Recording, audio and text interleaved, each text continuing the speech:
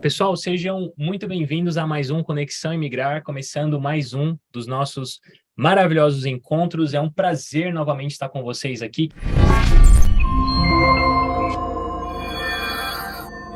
Já imaginou ser um profissional formado no Brasil, deixar seu país para trabalhar nos Estados Unidos e não poder exercer sua profissão? Ter que se submeter a trabalhos que você não gostaria de fazer só porque o seu diploma não tem validade? Se o seu sonho é trabalhar na sua área nos Estados Unidos, saiba que revalidar seu diploma pode ser essencial nessa jornada de imigração. Embora nem todas as profissões tenham essa exigência, dependendo da sua área de atuação, ter o diploma revalidado pode ser essencial no seu planejamento para imigrar para os Estados Unidos. Esse pode ser o caminho para abrir portas e conquistar reconhecimento no mercado de trabalho americano. Ao validar o seu diploma no país, você demonstra aos empregadores e instituições de ensino o valor do seu conhecimento. Isso abrirá um leque de oportunidades, permitindo que você seja considerado para melhores vagas e tenha acesso a salários mais atrativos. Embora nem todos os imigrantes qualificados pensem nisso, a obtenção do Green Card por si só pode não ser suficiente para você alcançar o sucesso profissional.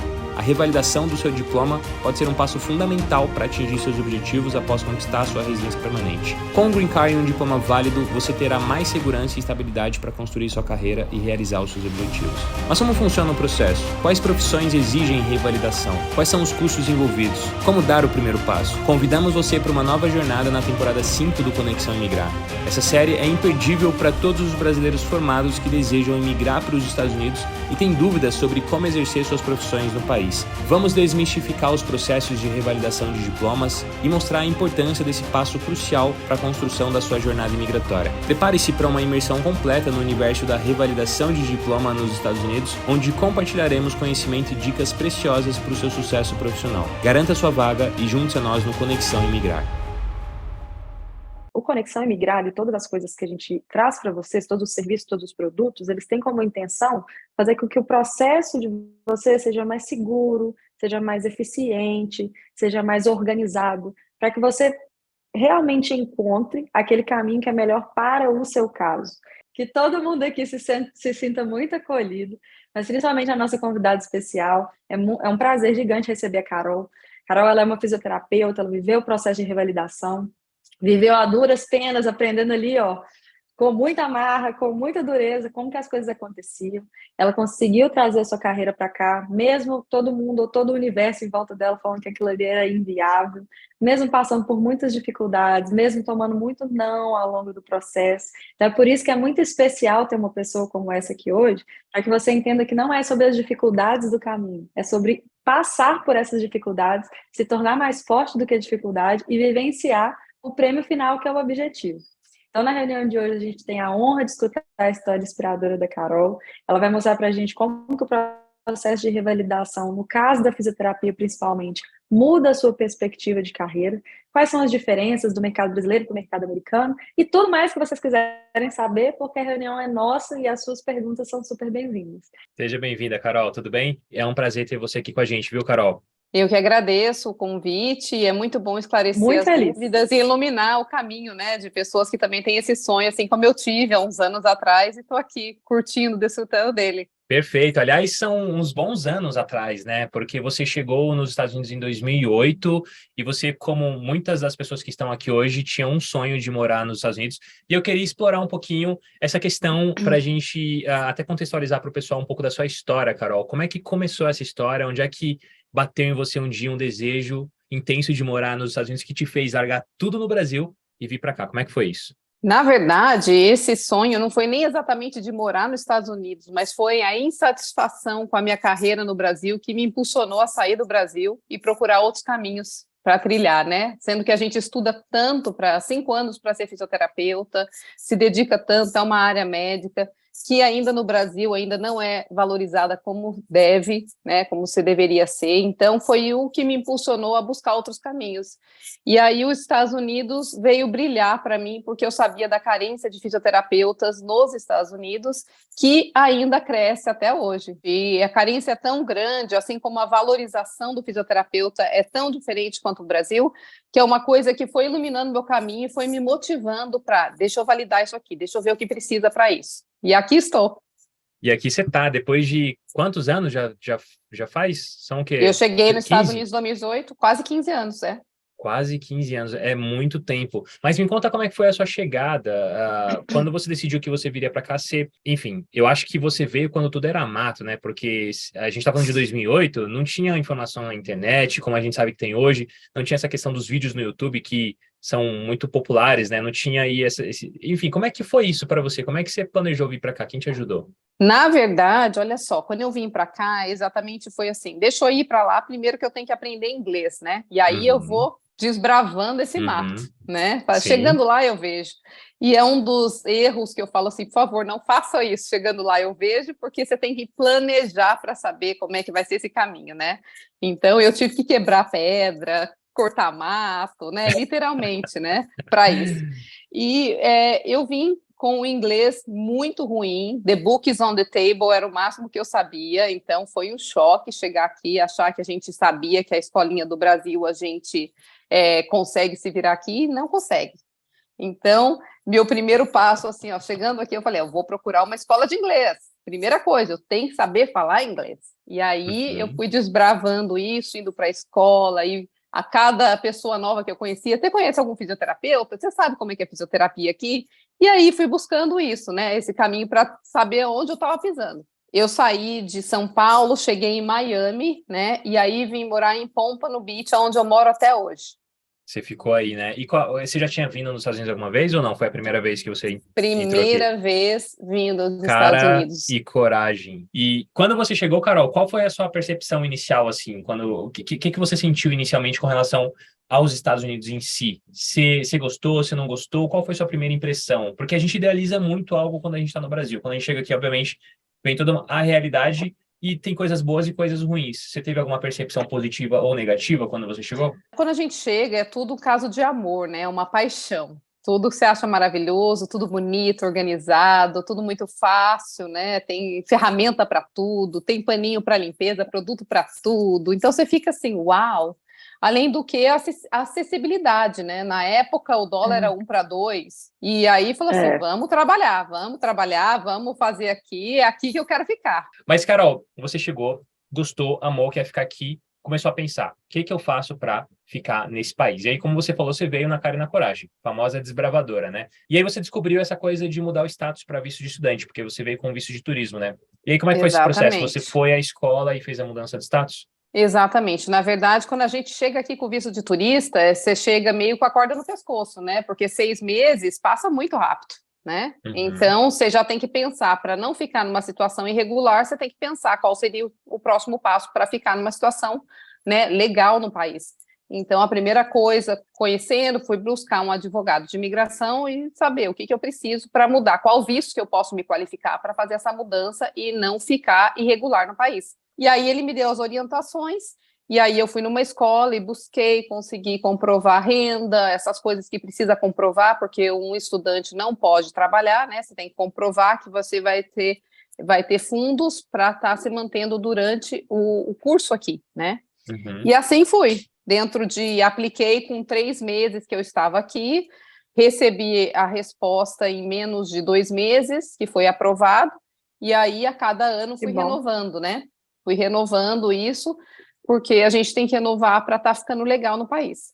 Para você funcionou ir para a escola para aprender inglês? O que que você poderia dizer a respeito No disso? começo, sim, e eu também, eu posso falar que eu era CDF ali da classe, porque eu falava, eu tenho objetivo de trabalhar aqui como fisioterapeuta, eu preciso me comunicar, eu preciso do inglês Uhum. para conseguir consolidar minha profissão aqui. Então, eu era aquela chatinha que queria ter aula, pegava livro, puxava o professor, entendeu? Pegava livros É, na biblioteca aqui, porque aqui tem as bibliotecas públicas que você pode, na época, né, quando não tinha tanta internet ou vídeos no YouTube, eu ia lá, pegava livro para fazer o TOEFL, por exemplo, que era a proficiência de inglês que eu teria que fazer, né? Então, eu era chatinha, eu queria melhorar o meu inglês, então eu me enfiava nessas coisas, fiz trabalho voluntário em hospital também, para me inserir na comunidade muito bom. americana. Então, eu tinha esse objetivo. Eu acho que o grande chave aí é ter esse objetivo, e o não a gente tem que buscar pelo Uhum. sim. Não todo mundo vai te aceitar como trabalho voluntário. Então, eu fui lá no hospital e falei, ó, como é que faz para trabalhar como voluntário? E eu pedia, posso trabalhar como voluntário na clínica de fisioterapia? Porque é onde eu sou fisioterapeuta, quero validar, enfim. E fui conseguindo, fiz no Hospital de Boca Raton, Por 1 ano e meio eu fiz trabalho voluntário lá. Você vê como que é o comportamento, né? Porque a gente fala isso muito aqui. Não vai ninguém bater na sua porta. Não vai ninguém te oferecer. Sabe? Falando assim, olha, tem um trabalho voluntário. Por que você não vai lá fazer? É você. E tem gente que fala assim, mas e se eu oferecer e eles não quiserem? O que isso muda na sua vida? E aí, como é que veio a ideia da validação? Primeiro, você veio para cá querendo trabalhar, mas você tinha consciência que você precisaria validar seu diploma ou você não tinha Que essa consciência? existia isso, né? Quando foi que falou assim, putz, eu tenho que validar meu diploma? Não é assim tão fácil. Eu fiz faculdade no Brasil, mas lá é o Brasil. Aqui é os Estados Unidos. Nesse comecinho ali, que eu estava ali com o inglês ainda, bem no começo, fui no advogado, mudei o visto, e eu perguntei para o advogado, e aí, fisioterapeuta, como é que é? Ele me encaminhou para fazer uma comparação do currículo, né, numa dessas agências que tem aí, que faz a comparação se você tem chance, né, com o nível de fisioterapeuta no caso da fisioterapia nos Estados Unidos, mas na verdade eles avaliam até outras profissões. Então ele me mandou para um órgão, né, que faz essa avaliação, essa comparação, e eu paguei lá na época $70, enviei meu histórico escolar, aquela coisa tudo, saiu a resposta de que eu estava, né, eu estava assim no nível mínimo ali, aceitável para o nível americano de fisioterapeuta. Aquilo brilhou meus olhos, falei, nossa, primeira porta. Meu Deus! Nossa, até fui comemorar, né, no dia, falei, meu Deus do céu. Só que ali, esse órgão aí, não tem nada a ver com o órgão aceito pelo Board de Fisioterapia do Estado. E aqui eu fui descobrindo, à medida que o meu inglês foi melhorando, eu fui descobrindo, ou através do Orkut na época, que tinha comunidades de outras fisioterapeutas que já tinham passado pelo processo, e eu vi, não, esse órgão aí não é aceito pelo Estado, você tem que fazer uma outra avaliação no outro órgão. Então fica uma dica aqui, busque o que o Estado, né, onde você quer fazer a validação, ele pede, não vai na boca de qualquer pessoa, não. Entra no site do departamento de fisioterapia ou da profissão que você está buscando e busque as regras para quem estudou fora do país, né? Porque tem isso, quem estuda dentro, quem estuda fora. E aí, quando eu descobri que esse não era o caminho, eu tive que fazer tudo de novo. Então, vai lá, balde de água fria em mim, perdi 1 ano e meio nisso tudo. E aí, começar tudo de novo, pedir documento da faculdade, enfim. Mas isso vai te deixando mais forte aos poucos, porque o meu objetivo estava ali firme, né? Meu objetivo estava ali firme. O pior ainda estava por vir, né? Que era o TOEFL. Mas calma, né? Mais calma. Eu também passei por isso. Oliver, eu acho que também tem uma situação parecida, mas é assim, a gente deposita no advogado um papel ou uma esperança, né, de um conhecimento que não faz parte do serviço prestado por um advogado.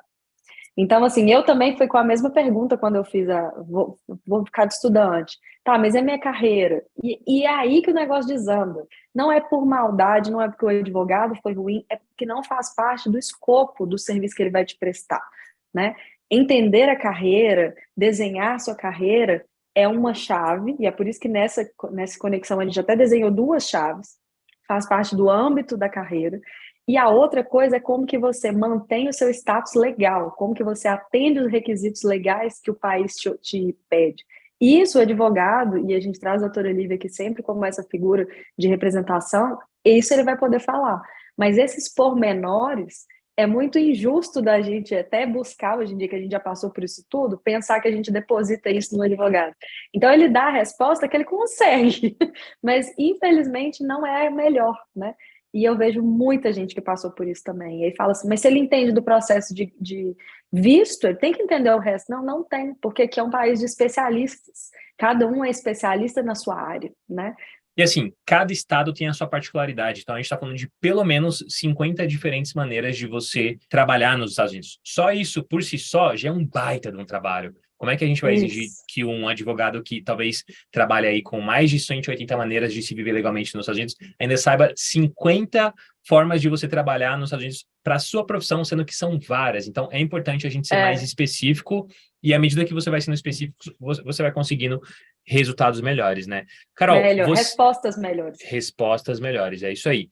Você, então, teve esse balde de água fria, mas qual foi o próximo passo ali? O que você fez para consertar essa situação? Porque até então você está com visto de estudante, então você está limitada, tem aquela questão de não poder trabalhar legalmente, tem tudo aquilo que a gente sabe que atrasa muito a evolução do imigrante, né? A gente sabe que o visto F1 não é um visto de imigrante, é um visto para não imigrante. Portanto, ele tem atributos que prejudicam quem está com uma mentalidade de imigrar e seguram a evolução dessa pessoa. Então, é importante sair o mais rápido dele e chegar num visto de trabalho. Então, eu queria que a gente contasse um pouco dessa sua jornada nesse ponto. O que você fez depois que não deu certo a primeira tentativa de equiparação, né, do seu diploma? Eu tinha uma amiga que eu conhecia aqui e ela conhecia uma médica num hospital que conhecia uma fisioterapeuta brasileira que tinha validado.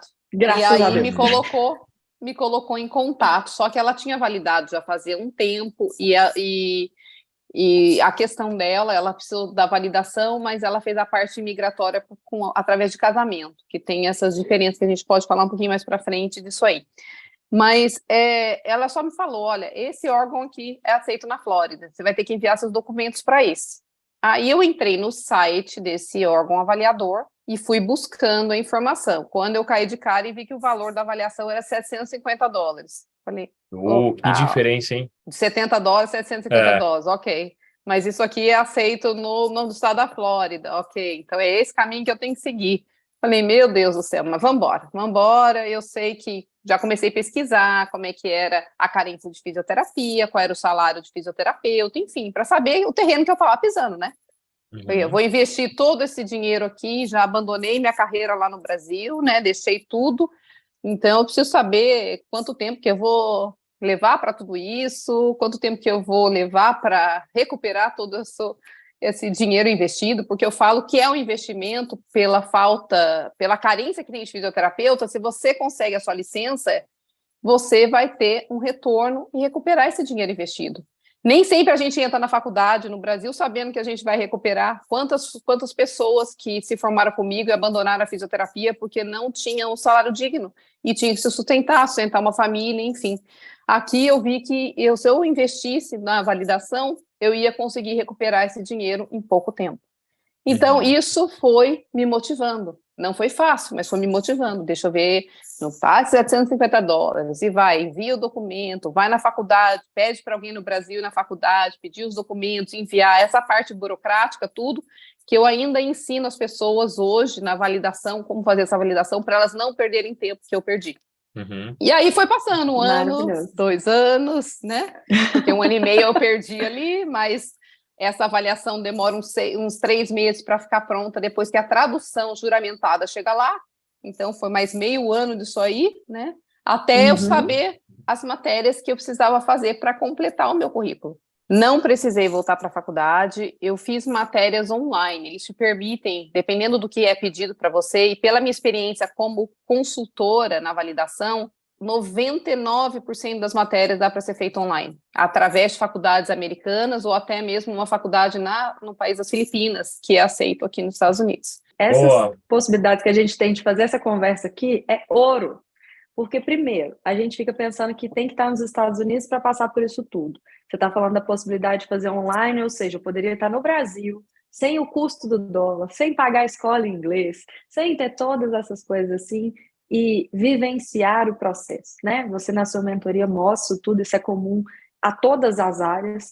Claro que tem determinadas etapas das revalidações que talvez você tenha que estar aqui, né? Então são várias coisas assim. Então eu quero parabenizar, porque se vocês estão sendo espertos, prestando atenção, vocês não dormem nessa live não, entendeu? Porque tá vindo aqui, ó, ouro em pó, ouro em pó. Qual que é uma média de custo hoje que alguém que vai revalidar o diploma tem, Carol? Se der para dizer, porque eu sei que cada caso é um caso, né? E não tem como você ser específica para todo mundo, mas tem uma média do que alguém gasta para fazer essa validação? É difícil falar por causa do currículo de cada um, né? Do ano que a pessoa graduou também. E então, infelizmente, as faculdades de fisioterapia no Brasil, elas não são assim muito iguaizinhas em conteúdo e número de horas, né? Então, é muito difícil falar. Não só fisioterapia, nenhuma. Então, eu já não conheço as outras assim, mas assim, dentro da fisioterapia, eu sei.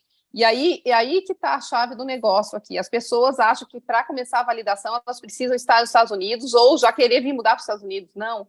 Se você tiver a curiosidade, e aí, como é que é meu currículo nos Estados Unidos? Você pode pagar por esse serviço, ter a comparação. Isso não vai exigir que você tenha nenhum compromisso imigratório ou com os Estados Unidos só por ter perguntado como seria, essa curiosidade de saber. E esse é o grande primeiro passo, porque você sabendo o que está faltando no seu currículo, você vai conseguir delinear o quanto você vai investir em matérias, quanto tempo vai demorar até você chegar na prova do board. Então, para mim, quem está no Brasil e tem ali uma vontade, talvez ir para os Estados Unidos, começa já. É a comparação do currículo que vai te guiar e saber, olha, nossa, eu preciso de 1 ano para estudar essas matérias, eu vou ter que gastar nisso, ou investir, né, melhor dizendo, não é gastar, porque você vai colher os frutos, porque o salário é bom, principalmente comparado aos Estados Unidos, vamos falar que no mínimo $80 mil ao ano, para que você consiga trabalhar 40 horas semanais aí, né, então... Vão de É novo, um vão de novo. excelente que salário, essa né? parte o povo gosta. É um excelente salário, né? $80 mil por ano dá para viver uma boa vida aqui nos Estados Unidos. Mas uma pergunta: aqueles que já estão com o Green Card na mão, já estão com autorização de trabalho, fisioterapeuta no Brasil, não tem o meu diploma validado ainda nos Estados Unidos. Existe alguma possibilidade de trabalhar sem a validação? Existe alguma área? Você falou que existe esse assistente, né? O que é exigido para se trabalhar como esse assistente aí que você mencionou agora há pouco? Esse assistente vai precisar de uma licença, assim como o fisioterapeuta. Ele vai à faculdade, ele tem a prova da licença, então não seria um caminho muito inteligente a seguir. Tá. Eu faria um fisioterapeuta técnico ou um aide, que é aquela pessoa que ajuda na clínica, né? Você tem que ir lá na clínica do seu interesse, bate lá com o seu currículo, olha, eu estou no processo de validação, ou estou com a intenção de validar, sou fisioterapeuta, tenho aqui a permissão de trabalhar, gostaria de ver se você tem alguma vaga de fisioterapeuta técnico ou aide para que eu possa estar em contato com a profissão, né? Ver a dinâmica da clínica, ver a avaliação, que isso também é diferente do Brasil.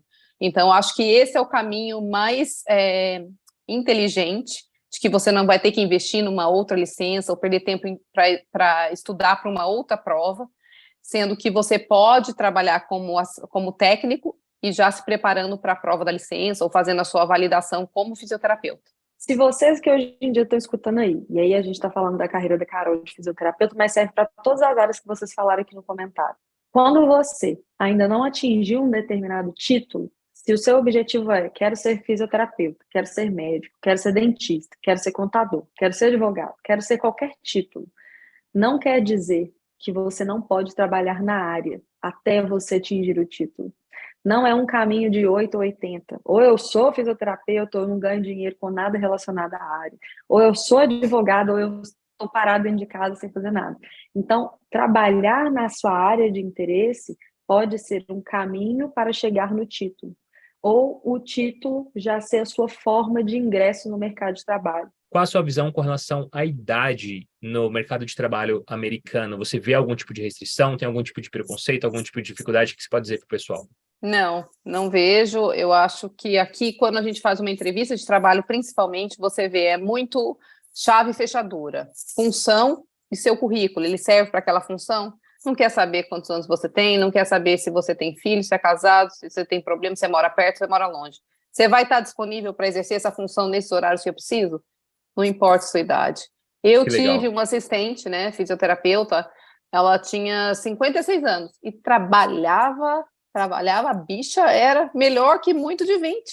Pela experiência, pela maturidade, entendeu? Experiência profissional, maturidade, compromisso. Então, e aqui falando da Flórida, para quem ainda não foi na Disney e foi ou vai visitar um Publix aqui, a Flórida também é conhecido como um estado que vem muito idoso, né, principalmente na época do inverno. Disney contrata muito idoso e não tem preconceito nisso, você pode ver isso. Você vai nos supermercados aqui, você vê os caixas, muito idosos trabalhando, né? Então, vamos falar idoso, acima de 60, 65 anos, está lá trabalhando. Tá? Então, se você tem vontade, tem disposição e está a fim de encarar esse desafio, porque no começo é um desafio, né? Você deve estar num país, tudo. É arregaçar a manga e bora lá. E mandar bala, né? Isso é muito bom, né? Então, para os 50 mais aí que estão na live junto com a gente, pensando que talvez sua idade seja algum restritivo, lembre-se que você está falando de um mercado completamente diferente do mercado brasileiro. Então, se você enxerga algum nível de dificuldade nesse sentido no Brasil, aqui nos Estados Unidos, a Mari também já falou várias vezes isso, né, Mari? Você já repetiu várias vezes que você também não vê esse problema aqui, né? Eu gosto de explicar que aqui não tem prazo de validade. Aqui tem adequação das suas habilidades ao que é solicitado. Então, todos os seus aspectos pessoais, eles não fazem parte do seu processo seletivo, eles não podem fazer parte porque eles são discriminatórios. Então, eu não posso perguntar para uma pessoa qual que é a idade dela, qual que é o estado civil dela, coisas que não têm a ver com o eu pessoal, ó, com o eu profissional, vou repetir. Não posso perguntar nenhum dado para um candidato que não tem a ver com o eu profissional dele, porque eu estou invadindo um ponto que é extremamente crítico aqui, que é a sua particularidade. Então, isso que a gente traz do Brasil é uma cláusula que pode ficar para trás, é um capítulo que você pode esquecer. E um outro ponto também que eu acho que é muito racional daqui é, se eu exijo que um profissional ele tenha muita experiência, eu espero que o tempo tenha passado, porque eu não posso exigir dele uma repetição se o tempo não passou. Então, eu não posso pensar que um profissional de 20 anos tenha condição de ter a experiência e a maturidade de um profissional de 50. Então, eu vou olhar para esses profissionais a nível de como ele contribui para mim. Não esquece desse termo, é a contribuição. E conta um pouco como que você se conectou com o seu empregador. Você chegou a fazer um OPT, alguma coisa assim, ou não? Você se conectou por fora? Eu queria ter feito, se eu soubesse da possibilidade naquela época, eu não ia perder tanto tempo no visto de estudante, como eu fiquei mais quase 4 anos no visto de estudante, né? Porque eu tinha que me mandar legal para isso. Mas, através do advogado de imigração, que eu fui buscando a forma, eu preciso sair desse visto de estudante, não dá mais para ficar, e ele me fez a conexão com uma agência recrutadora. Uhum. E aí ele também me orientou nesses requerimentos que a imigração me pedia, né? Então foi dessa forma. E aí, então, Carol, Exato. Você conseguiu esse patrocínio, conseguiu ali fazer o processo de validação. Quando foi que saiu o Green Card, deu tudo certo e você ficou livre dessa história toda e falou, agora eu vou viver minha vida? Olha, com a imigração assim, deixa eu ver, eu apliquei mais ou menos em maio, 6 meses depois, foi pago aquele premium processing, né, para ter a resposta se era aprovado ou não. Uhum. Eu sabia da resposta, que tinha sido aprovado, mas eu fui receber a permissão de trabalho, aquele combo que eles falam, foi quase 6 meses. Quase depois. 6 meses. Mas mesmo assim foi rápido. Foi rápido. Mas 2 semanas depois chegou o Green Card.